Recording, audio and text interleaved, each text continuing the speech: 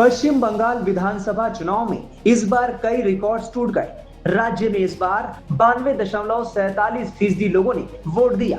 खास बात यह है कि इस चुनाव में 93% महिला मतदाताओं ने हिस्सा लिया। मतलब 2021 के विधानसभा चुनाव की तुलना में 12% ज्यादा महिलाओं ने इस बार बंगाल में वोटिंग की। अब सवाल है कि वोट डालने के लिए इतनी बड़ी तादाद में महिलाओं का बाहर निकलना क्या इशारा करता है? बंगाल चुनाव के नतीजों पर इसका क्या असर पड़ेगा? महिलाओं का ये जत्था क्या बंगाल सरकार से खुश होकर ईवीएम से इनाम देने के लिए बाहर निकला था, या सत्ता विरोधी लहर के असर में बदलाव लाने के मूड में था? 4 मई को जब नतीजे आएंगे तो इन सारे सवालों का जवाब मिल जाएगा।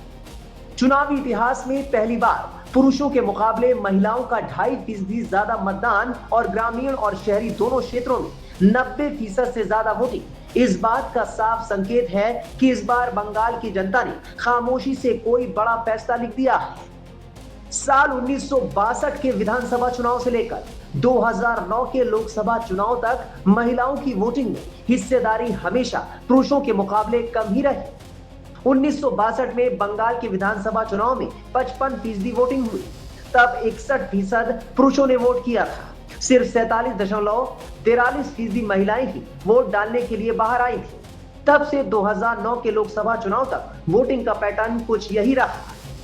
बंगाल चुनाव में महिला वोटरों के मन में क्या था, ये तो चुनाव के नतीजे बताएंगे, लेकिन राज्य के अलग अलग दलों का इस पर अपना नजरिया है।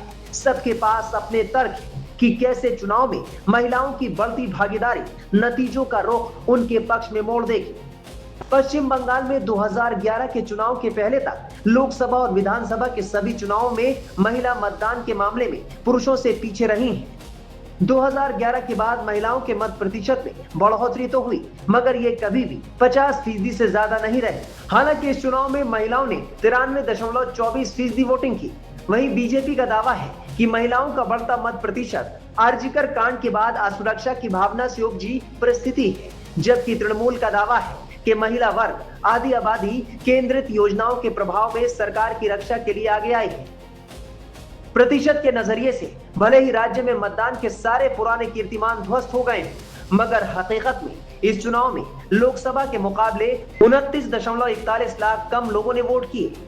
हालांकि लोकसभा की तुलना में एसआईआर के चलते मतदाताओं की संख्या में 68 लाख की कमी आई है।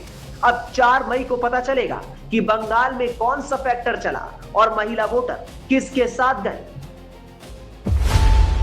खबरों की रणभूमि में यहाँ शोर नहीं, सोच लड़ती, जहां शब्द नहीं, फैक्ट्स वार करते हैं और हर सवाल खोलता है सच की नई परत।